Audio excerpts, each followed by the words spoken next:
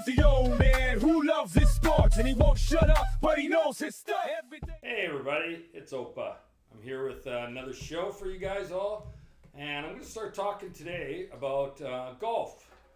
The first thing is, you know, golf I love. It's one of my favorite sports, and played another round this morning, had a good time. Didn't shoot well today. Opa looked bad on the golf course, but let's talk about the PGA.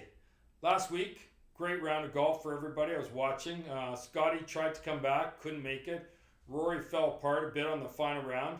Russell Henley took the whole thing at the end, made a couple good shots, won the tournament. Big tournament, Bay Hill. Now we've got TPS Sawgrass, okay? It's the Players' Championship Trophy tournament. Scotty Scheffler, he's won the tournament 2 years in a row, going for a three-peat. Very rarely ever done. You hardly ever see three-peats in the world of golf in certain events, right? I mean, Tiger did it quite a bit, but that was Tiger. So now Scotty Scheffler, number one golfer in the world, is trying to do it. He's going to have still tough competition. He's got Rory McIlroy, who was bumped up to number 2 in the world, is coming after him this weekend. Rory had a rough weekend last week. The first 2 rounds, he was right up there. The third round, he was getting a little closer, but he fell apart the fourth round. So hopefully he does well this week on the TPS tournament. Now, Xander Schauffele was his first tournament last week. Fought hard. He had a rough first round, but he came back to make the cut for the third round. So he fought hard. He didn't have a good tournament, but it was his first. I'm expecting a lot more from Xander this week. Looking at him, like, you never know. If he's got his game going, he's right up there that could win this tournament just as much as anybody else. Myself, I'm thinking Justin Thomas has got a good chance to win the whole thing. But it'll be an interesting weekend. TPS is a great, tough course. It's played with a lot of rough cuts, so you got to basically hit the fairways pretty accurate. They've replaced a tree that they took away for a couple years. I believe it's on the 6th hole, and they brought it back. It means you have to shoot that shot off the tee box. You got to get it low enough to get underneath the tree, but you still need the distance. So it's going to be an interesting shot for those guys to make it, right? They've talked with Rory and Scotty and all these other guys about it, but it is a tough shot to make. I think it's going to be exciting. I'm going to definitely let you guys know how it went next week. I'm also going to be talking next week a bit more about the Chilliwack Golf and Country Club. Like I said, it's my membership place. I love it. I'm going to do some more interviews. I'll be playing tomorrow there in the morning, and I'm going to talk to a bunch of guys and see who they all think is going to win the tournament. So I'll have about 6 or 7 guys just giving their estimate of who they think is going to win the tournament. And next weekend, next show that I do, I'll be telling you how they did, and you'll remember, hopefully, because you watch my show every week, and we'll go from there. I have got some news for you. I'm going to be doing some radio broadcasting up at UFV. I've talked to them, and I'd like to do an hour sports show on their radio, so I'm hopefully going to get on there.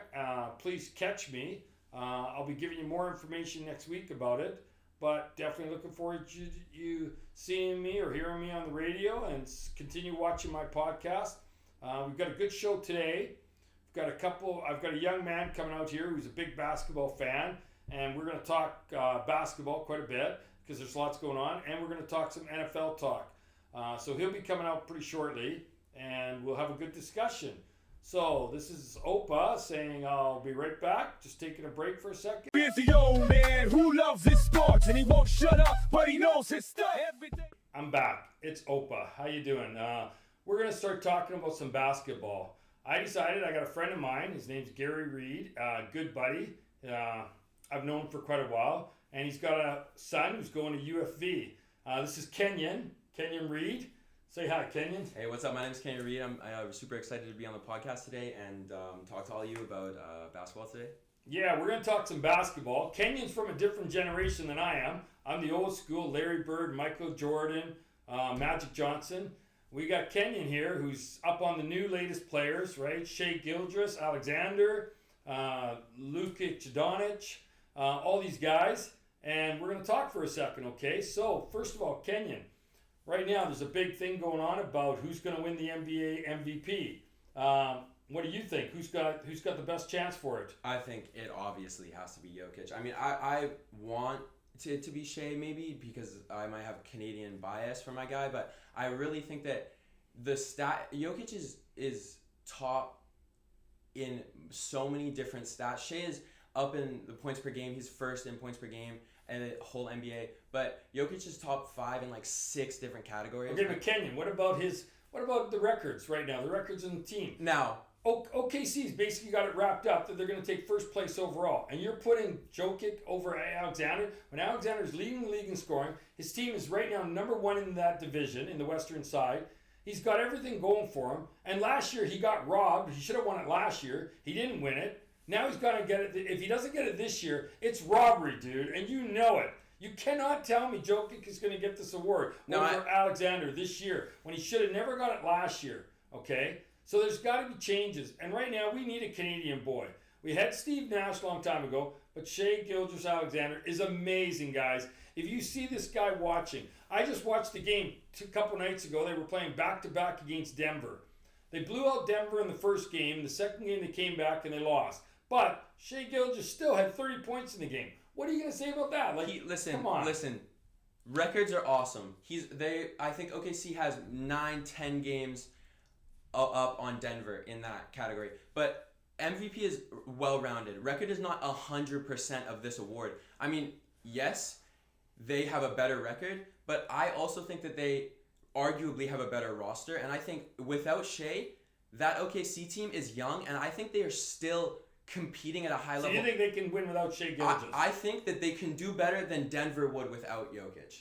I think that Denver without Jokic would be absolutely horrendous. And I understand that you build around your stars, and that's what you're supposed to do. And I'm not saying that OKC would be amazing without their MVP. Okay, so where do you put LeBron in the conversation? I know he's out now with the injury, but he was playing probably better than both of them for the last 2 weeks. For his age and everything and how good he's led Lakers in the last probably 3-4 weeks, he's been playing amazing. And I know he's third in nominations right now for the MVP. Where do you put him? You think he's right up there? I don't think he's right up there. I mean, Jokic is averaging a triple-double. And I think Shea is, even though I think Jokic should get it, I think Shea still is, I mean, he's putting up 32 points a game. It's just better than LeBron. I understand that LeBron is very key to his team, but I think, yes, they did just lose to Brooklyn Nets, which they never should have, but I think that Luka will find his role more now that LeBron is gone, and they will settle in. I understand that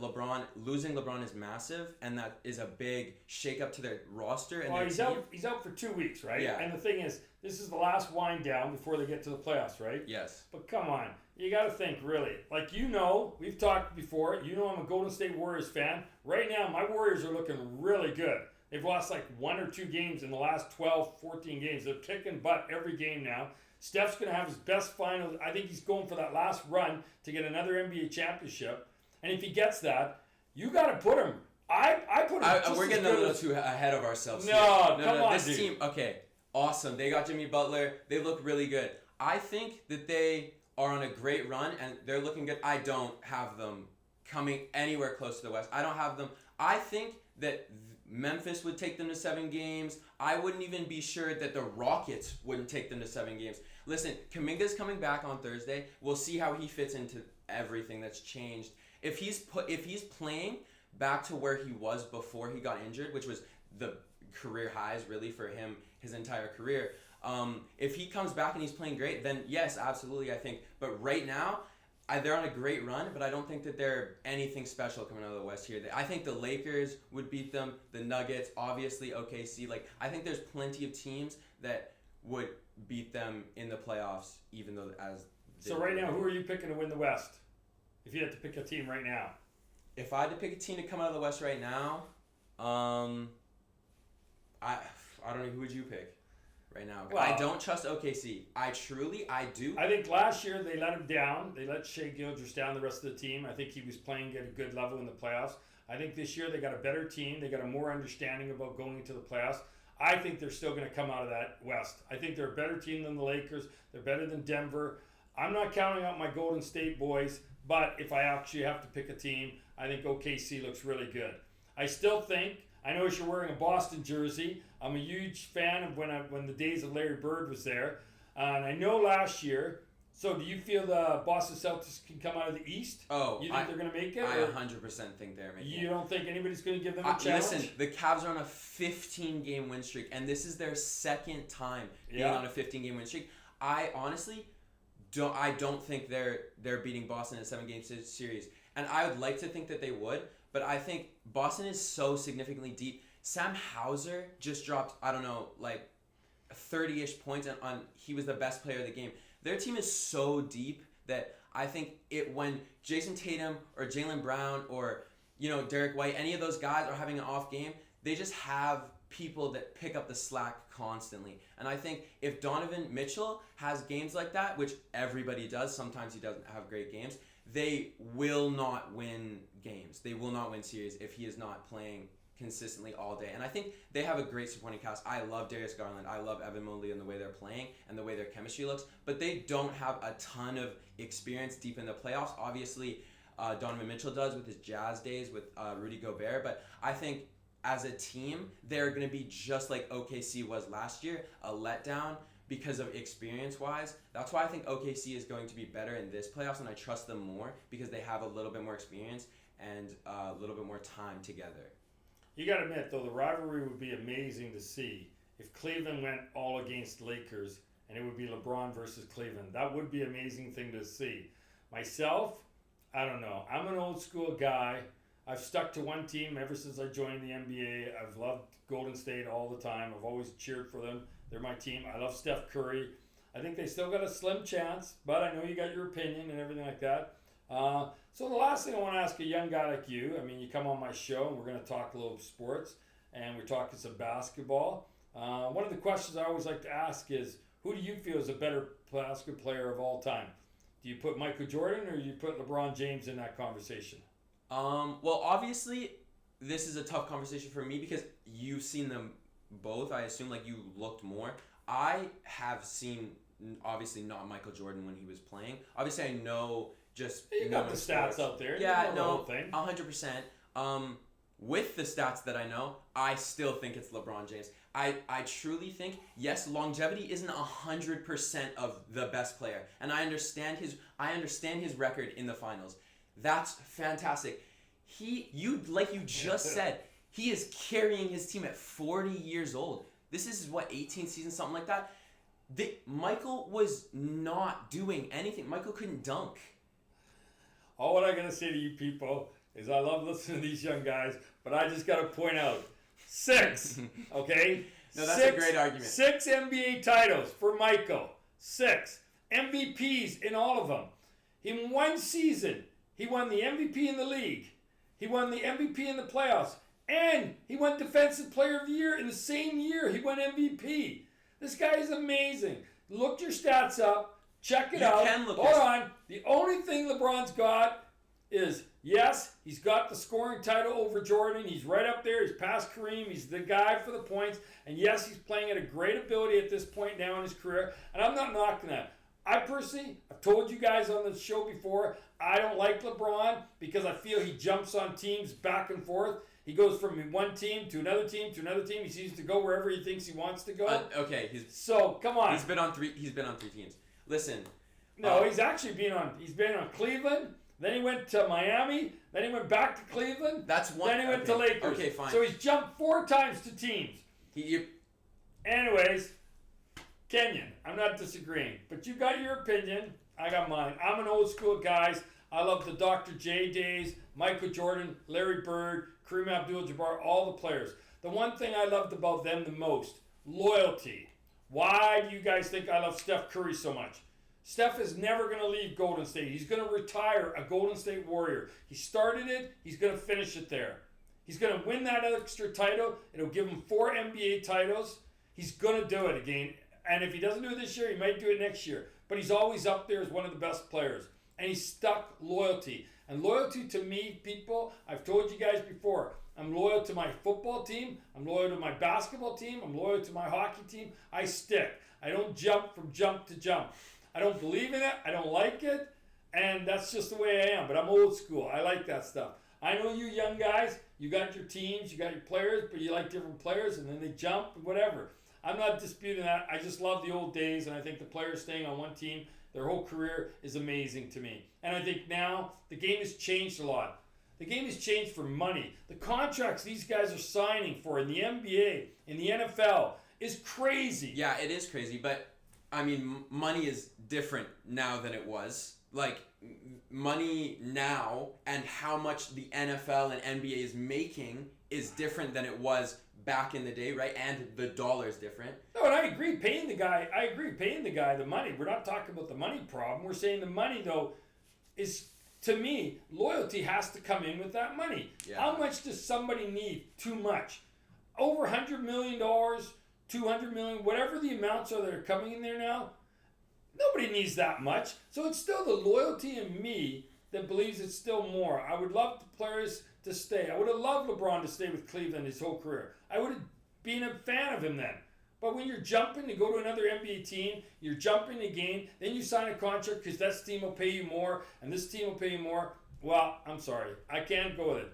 Anyways, Kenyon, go ahead. I'll give you the last word here. I understand that. Thank you for giving me the last word here. I understand that changing teams is not great. And even as a young person nowadays with these players demanding all this money and changing teams, I think a lot of sports watchers would love to see players be more loyal to their teams and money not being as massive in all these sports. What I do think is some players that feel like management is not giving them what they need, so then they leave for money. I think if you feel that your prime is being wasted or that you're playing this and this management team or everybody around you, like the GM and everybody and the coach isn't surrounding you with what you need to win, then I think the players now think of themselves more than they do the team. Okay. No, I can give you that. So, this was our little basketball talk. I'll probably have Kenyon on again in about another couple weeks. Maybe we'll talk some more basketball. It's getting near playoffs. I'll bring him back. He seems to know his basketball stuff, and I like talking about the younger guys, getting their opinion and stuff like that. I'm going to bring Kenyon back. I'm going to be doing a little talk about the NHL, and we're going to talk about some minor hockey. And then I'm going to carry on in the next part of the show, and I'm going to do some NFL football.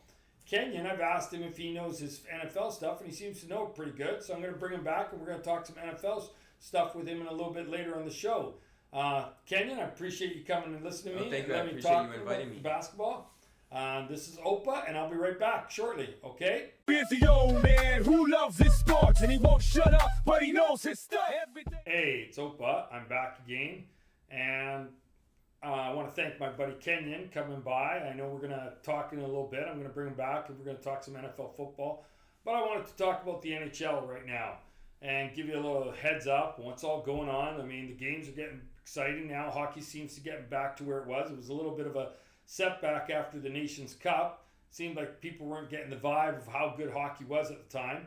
But now it's coming back. It's getting near playoff time. Teams are gearing up for the playoffs. They're a fight. Your own Vancouver Canucks here in BC. Vancouver Canucks are fighting. They lost to my Montreal Canadiens. Go Montreal. Last night it was a great game. Canucks lost 4-3. They came back. We were up 3-0. They came back to make it close, but we finished them off with a late goal in the open net. Like I said, Montreal's fighting for a playoff spot just as much as Vancouver. It's getting excited. Everybody's trying to, they made some moves. A lot of teams did. I think I mentioned some last week to you. And there's a few more trades that were happening. But pretty much everybody's set now. I do want to mention one. It was a trade that Brad Marchand, he went from Boston Bruins to the Florida Panthers, which was a big shock. I didn't think that was going to happen at all. I never thought he'd ever leave Boston, but he did. So now we're getting geared up. Toronto made a few little moves and everything. Sorry, Toronto fans. I still think you're going to be out first round. I don't see you doing anything. I just don't feel you have the team in the playoffs to do anything. Tampa Bay looks really good. Come on, Montreal. You got to fight to get into the playoffs, and I don't know how far you're going to get, but you do your best. One of the things I do want to talk about now, I had a lot of privilege is to watch lots of sports in my life. I got to watch the Montreal Canadiens when I was younger. I've been to their building. I've seen a lot of NHL games. But sometimes you want to take it back.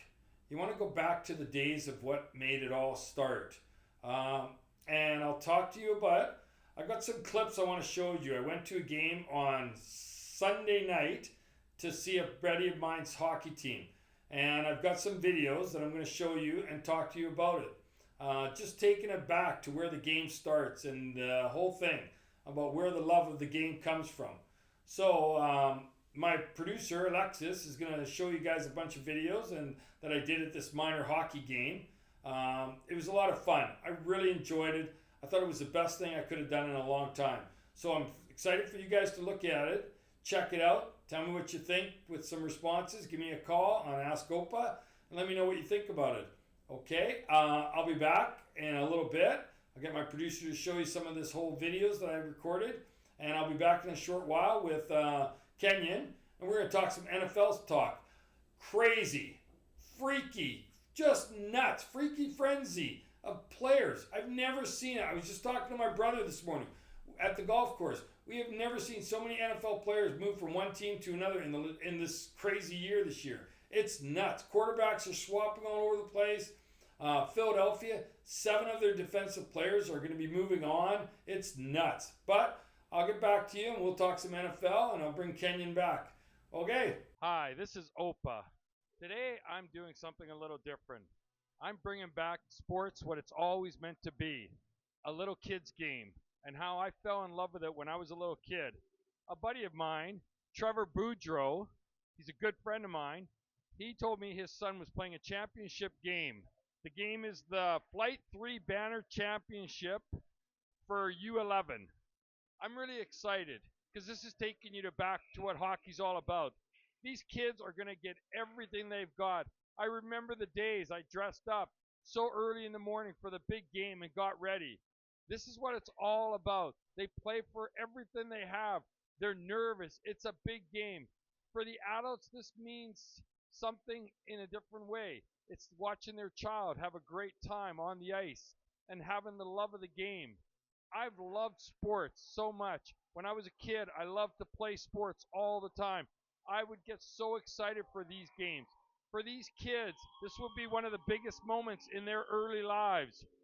If they lose, it will devastate them. If they win, it'll be the greatest thing ever. Now, we watch NHL games all the time, and we look at some of these players, and they don't even care no more. It's all about the money. But this brings you back to what it's all about. The kids that are having fun, the kids that are playing the game that they've loved, watching on TV, dreaming of being a star player like Wayne Gretzky, Connor McDavid, Nathan McKinnon. This is what hockey's all about. I'm excited to watch this game. I'm going to be doing some commentary after the first and second period, but I'm truly excited about coming to see my buddy's son play a hockey game for a championship. It's going to be a thrill, and I think all you parents should get out there and watch your kids play in these games, because this is what it's all about. These kids giving their heart out to the game they love. Okay, Opa will be back with you shortly. Enjoy the game, and I hope you all come out and watch your children play their games, okay? Bye. So, we've got a great game so far. After 2 periods, it's a 1-1, Ridge Meadow Wrestlers and the Coquitlam Comets. It's a great game, a lot of excitement. The kids are having a lot of fun. It's a very nerve-wracking game for the parents. I can see on their faces they're getting nervous already. The coaches, of course, are trying to cheer their teams on to get that last goal in the third period. There's been some penalties, but overall the game's been a lot of fun to watch. Entertaining, good action. The kids are giving it everything they got. So I'll get back to you after the end of the game, but right now we got an action burner, 1-1 game so far. Opa out.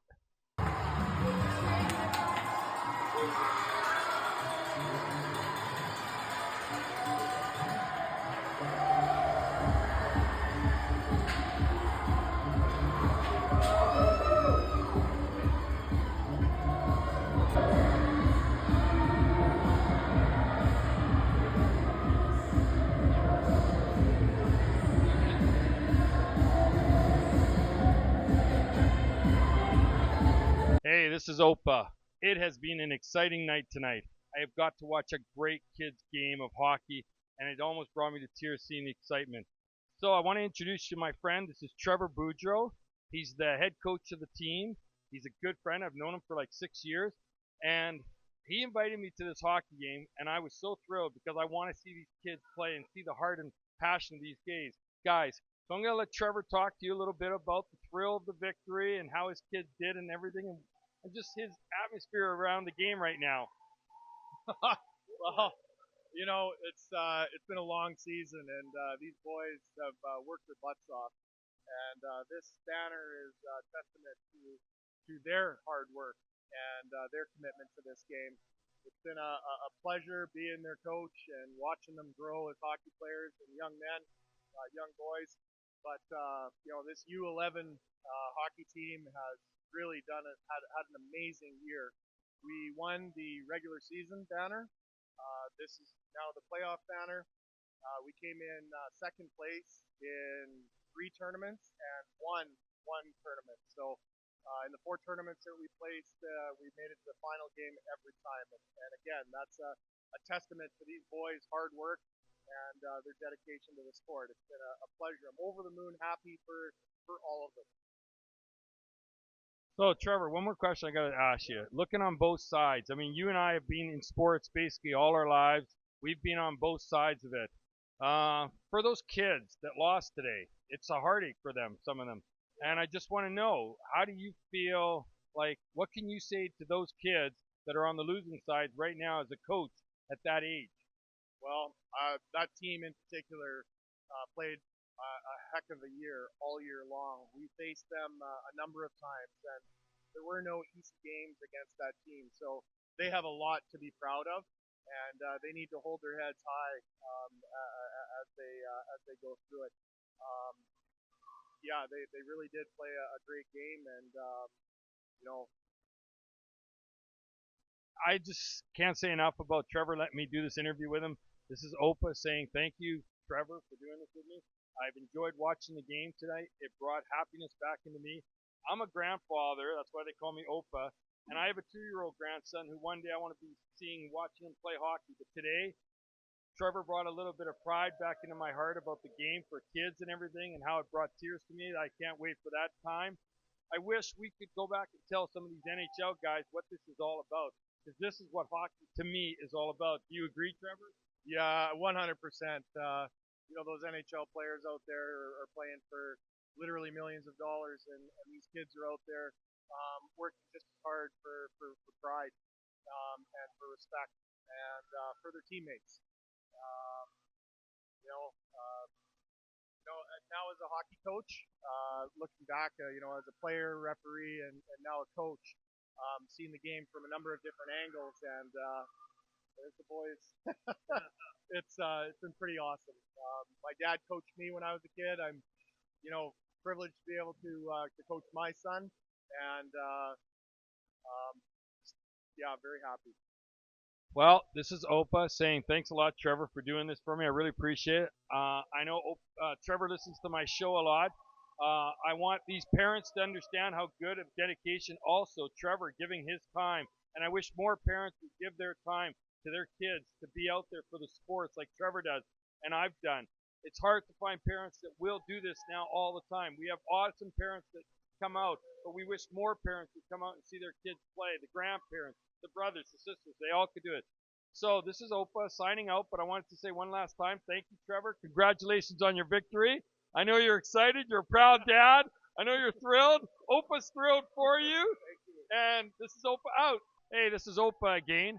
I've got Chris here. He's another one of the coaches. He's a friend of Trevor's. And I wanted another input on how this felt for him today at this game. I know it's a big moment, but I wanted to hear from somebody else and see what their emotions were. Yeah, it was a great game. All season long, I've had the pleasure. This is the first year my son was in rep hockey, and it was a great experience. Trevor, Jeff, all the other coaches, and it was great. We had a great relationship, and the kids really learned. And to watch them go full circle, they had a great regular season.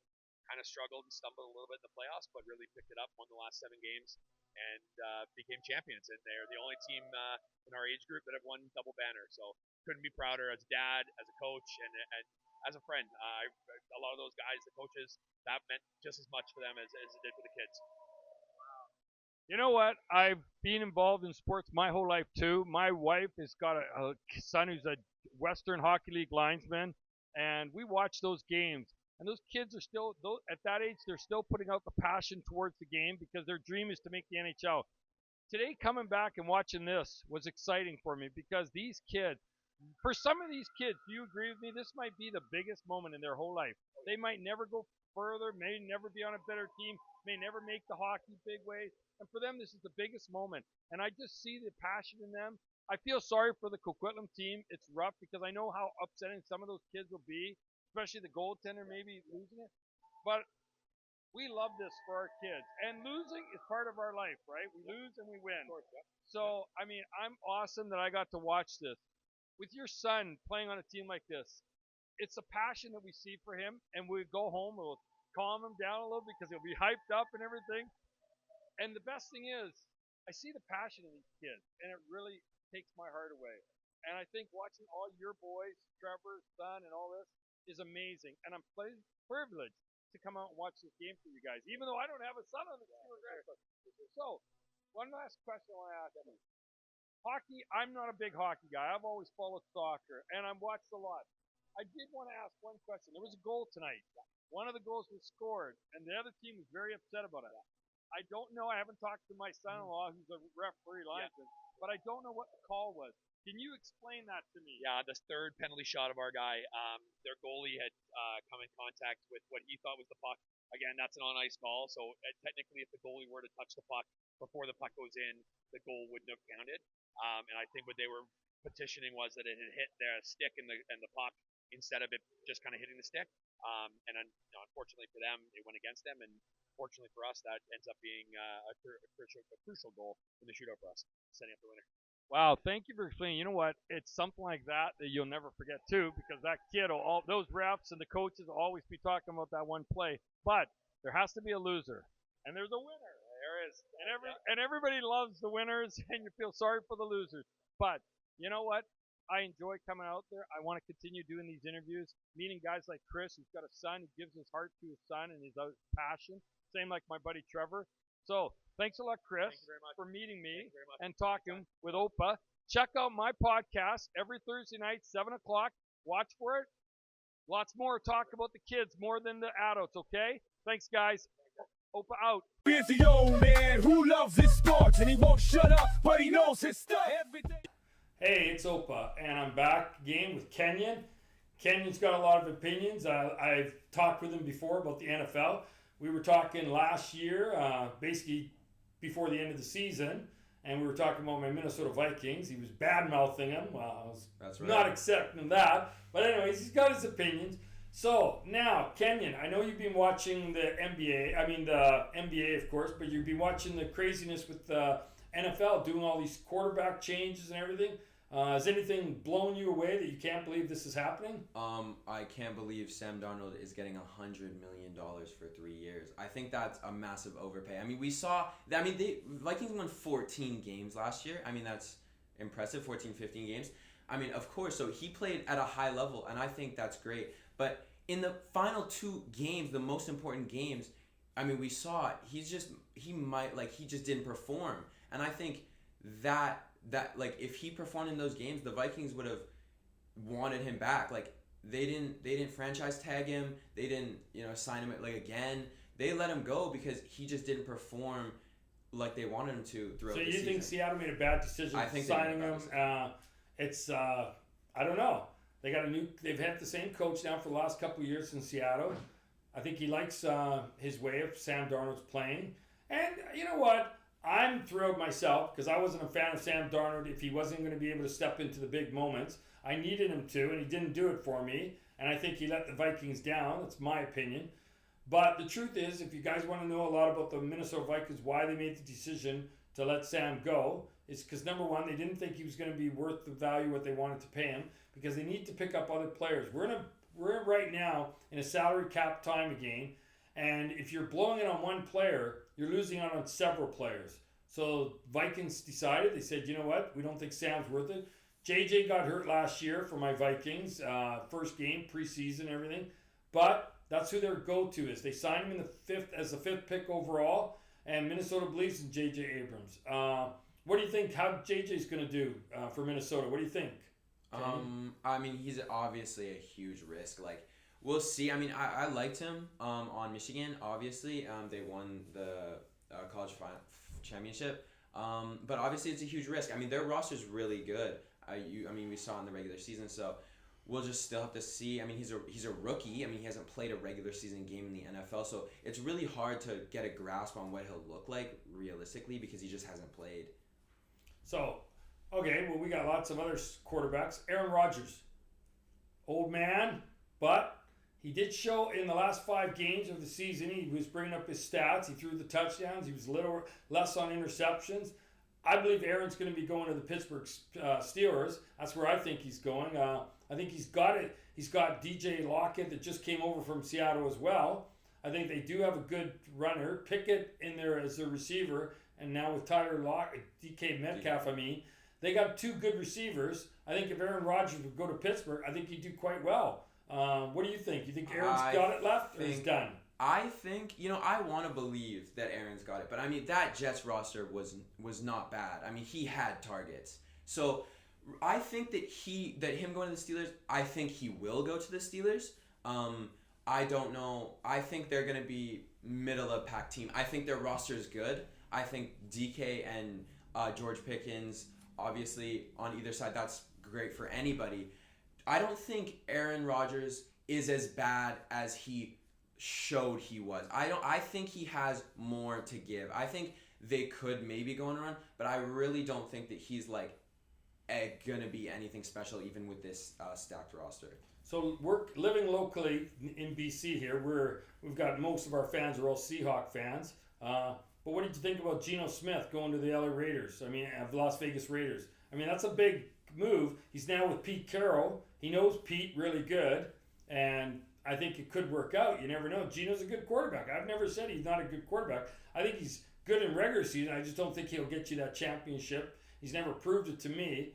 But I'm just curious, what do you think about him going to Vegas? Yeah, I mean, Geno's journey has been crazy, right? So we don't, I think him going to Vegas, it could be good. I mean, he showed that he can play well, especially around that Seahawks roster. Obviously going with Pete Carroll again. Pete Carroll hasn't coached in a couple of years, but we've seen that, he's taken teams to Super Bowls. So he does have a resume for a good coach. And I think that as that roster, I mean, they signed Max Crosby back. They have a good roster and they could do some damage. But I truly agree with you. I don't think Geno could get you over that hump. I don't think he's the type of quarterback that you could win games. Hold on. You agree with me?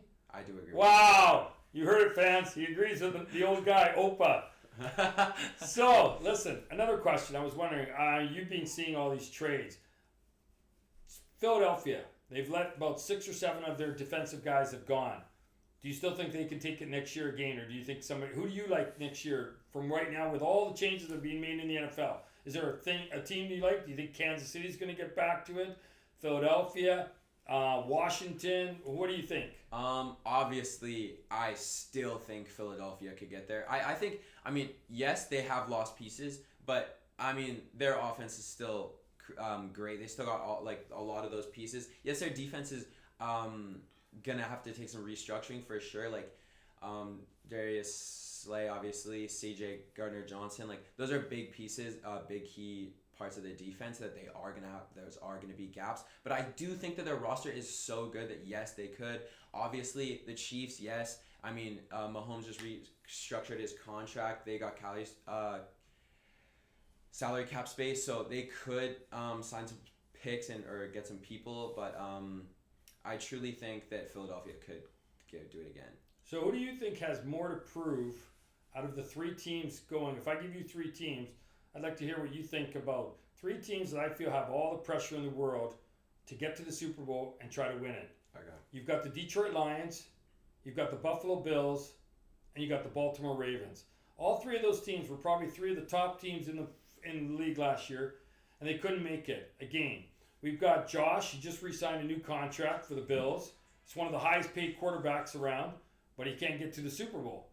Then you got Lamar Jackson, probably one of the highest contracts as well.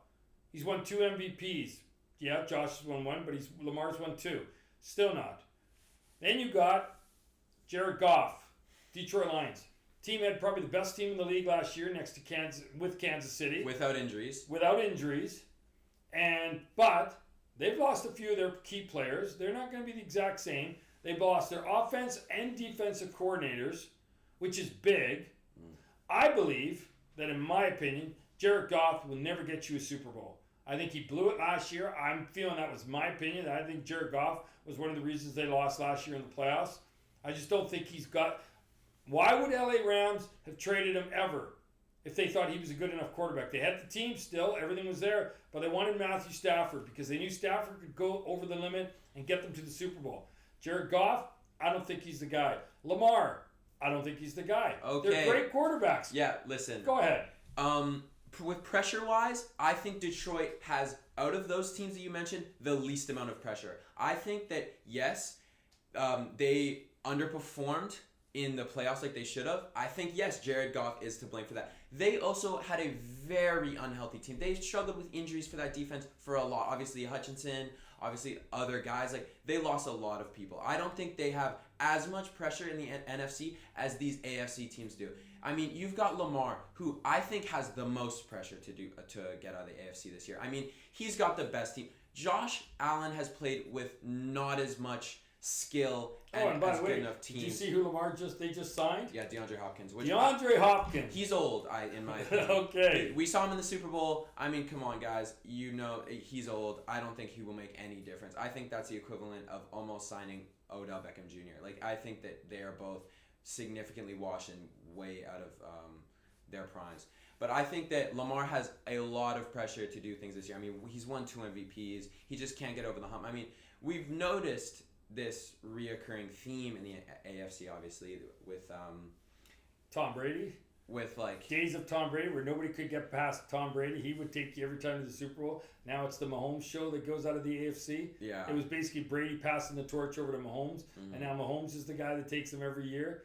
And these guys can't get by Kansas City to get to the Super Bowl. Yeah. Well, I think it's year in and year out the same way. I think Lamar, I mean, they've given him so many pieces and so many, like, to succeed. So are you saying he can get by Kansas City or he can't? He can get by. I think that this year he will get out of the AFC. I think the Ravens will go to the Super Bowl this year. Wow, bold prediction. You heard it here from Kenyon. Bold prediction. Baltimore Ravens going to the Super Bowl. Not going to happen. Okay? It's not going to happen. No way. First of all, I do agree with him in one thing. Philadelphia still looks like a dominant team. They didn't lose anything really on the offense.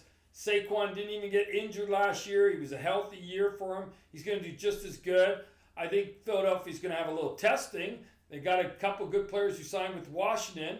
That's looking like a good team. I still feel my Vikings, JJ can do it for us and get us past that hump. I think we got one of the best defenses. We still got a great offensive receiving core. I like Minnesota's chances just as much as anybody else. I think if we have you think a rookie quarterback could take you far? I think. Listen. Do we need to talk about Washington?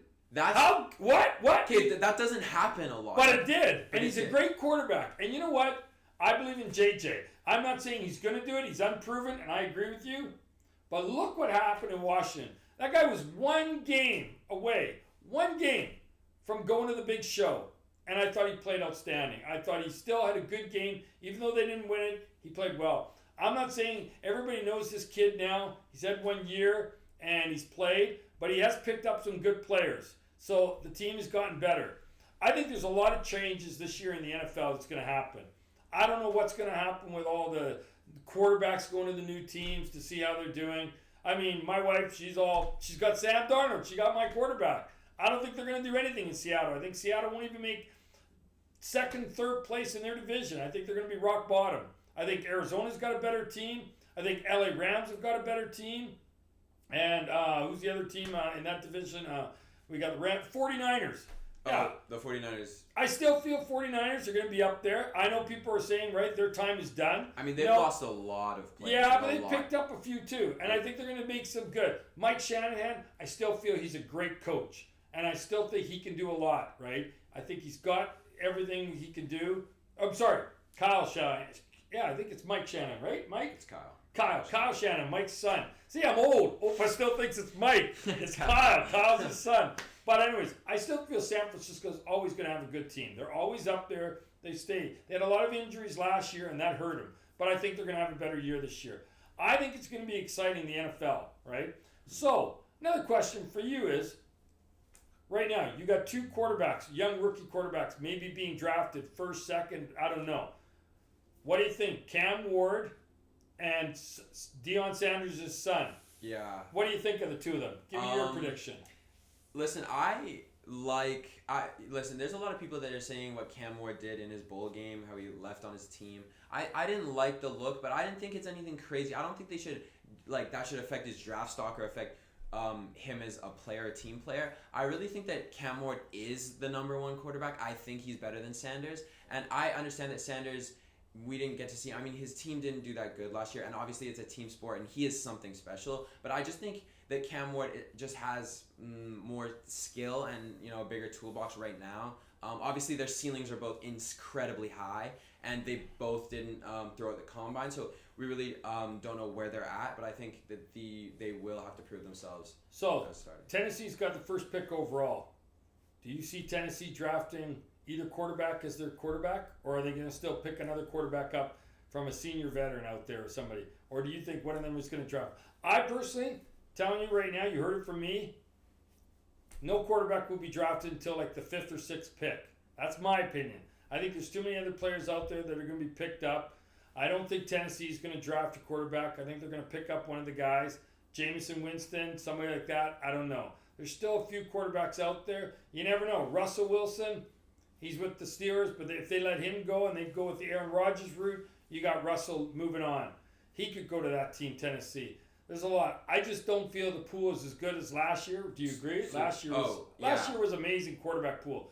I don't see them being good quarterbacks enough ready to step into the show. I think it's going to take them a couple years to produce into the NFL. I don't think that squad we had last year of quarterbacks was amazing. Denver, Washington, even Chicago, right? Even though they fell apart at the end, their quarterback's looking good. Yeah. Right? I think all these young quarterbacks did very well overall. Even New England's quarterback had a good. Yeah, he had a great season. I think they're all coming on. This draft is not the same. No. And I don't think Cam Ward and Sanders' son, what's his name again? I believe it's Shadur Sanders. That's it. I'm sorry. I don't think he's got it. I don't think he's going to be ready. Maybe in 2-3 years he could be. And same with Cam. But I don't see them. Up and coming, I know we're all Canadians here, and we all talk about the BC Lions quarterback who went up to the NFL, and now he's back here playing for us. His little brother played this year, went to the playoff tournament, as we could say. What's the guy's name again? Trying to think of it now.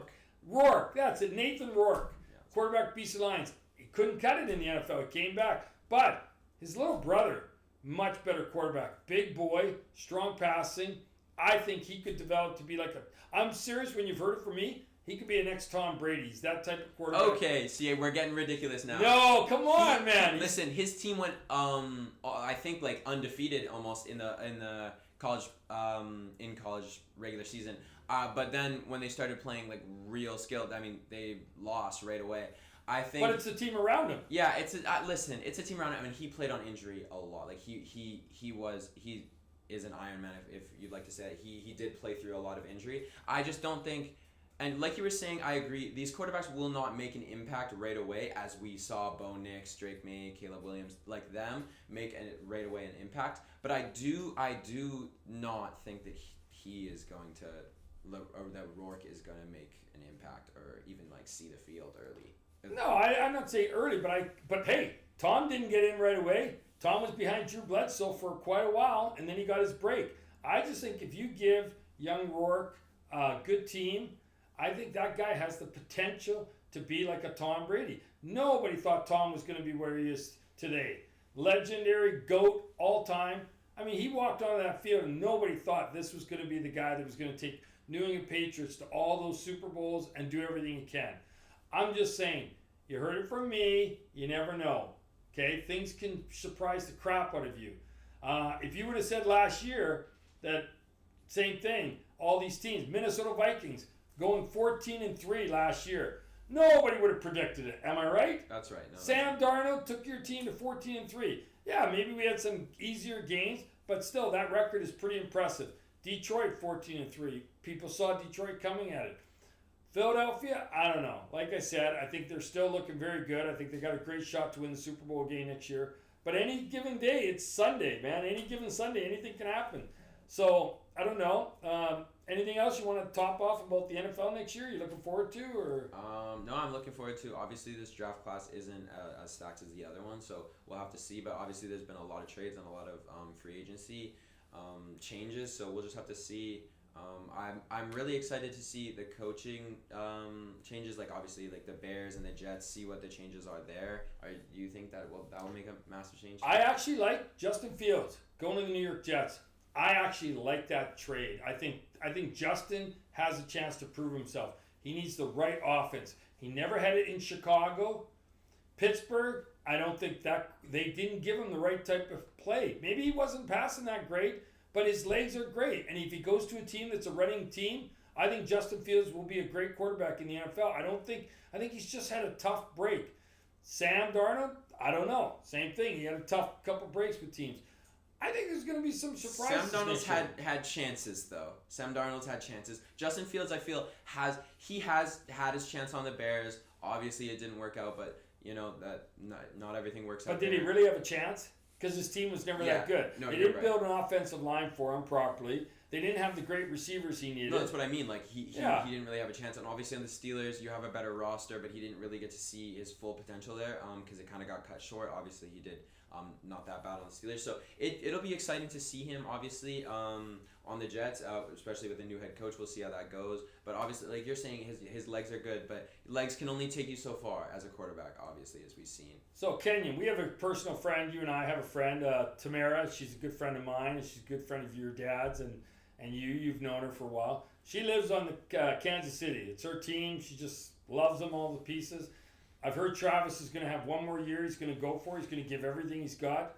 But your opinion, do you think Kansas City gets back to the Super Bowl next year? I think they don't. I think that they will. I think Mahomes will get back to the Super Bowl, but I don't think it's happening next year. I truly do think that, like I said, the Ravens will get out of the AFC. But if they don't, I think that the Bills or another team will come out of the AFC. It will not be the Kansas City Chiefs, as we've seen. Okay, so who do you think is going to come out of the AFC? Like I said, the Ravens. Your gut is the Ravens, eh? My gut is the Ravens. Listen. Wow. On paper, they have one of the best teams. So you can't, yes, Lamar is unproven, but he's shown the last game against the Bills, that was not his fault. He made mistakes. He threw the pick. He fumbled the ball. But I think we've seen in that however many minutes he had to get down and score, and that 2-point conversion, you cannot blame him for that. He didn't underperform that game. You can't put that game on him. Not saying anything about that, but I'm still a believer, right? I'm sorry. Lamar has never done it for me. I think he's a great, talented player, but he's always going to be remembered as a guy that could run the ball. He played for a good team. Yeah, he did win a couple of MVPs. I'll never see him winning a Super Bowl, in my opinion. Not saying Kenyon's got his own, and I just don't see him from all my years of watching football. I don't see them doing it. I don't see Buffalo doing it either. I mean, yeah, if I get lucky and Minnesota does it in my lifetime, I don't know. I ain't got much longer, so I'm hoping they do it. But I don't know. Honestly, Kenyon, I don't know. So if not the Ravens, not the Bills, so the Chiefs then is what I think Chiefs still. I don't know. I don't think so.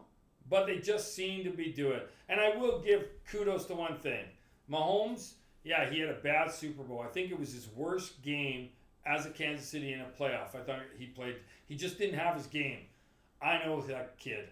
That guy's going to pick it up. He's going to get there again. He's going to become the top player in the NFL again in the sense of where he is. I think Kansas City's got a lot to do. I think last year was a tough year for them because they rode too easy through games and were just squeaking by.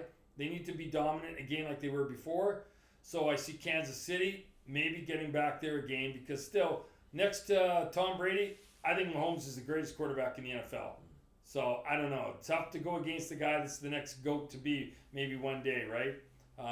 But otherwise, last words, Kenyon, anything you want to say about the NFL? I like that. Obviously, I mean, you can't bet against Mahomes as we've seen, but I just don't. I just think his team his team didn't perform in the Super Bowl as we saw. So I think yes, obviously they have Mahomes, but he can only do so much as we've seen. So we'll just have to see.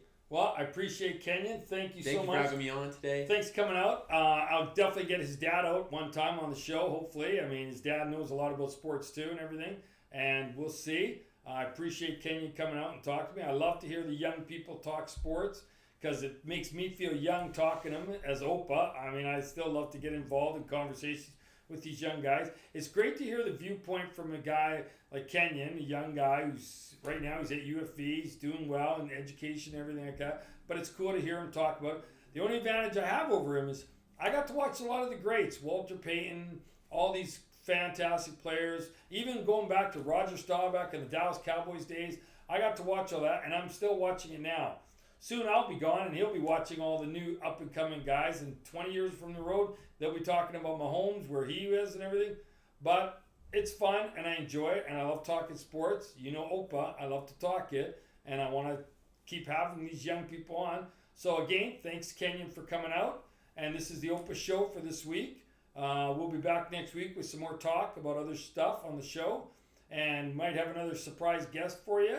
I know we're going to talk a bit more about the whole baseball coming up. The Blue Jays are getting ready for the regular season, and I'll talk a little bit about the results from the golf tournament.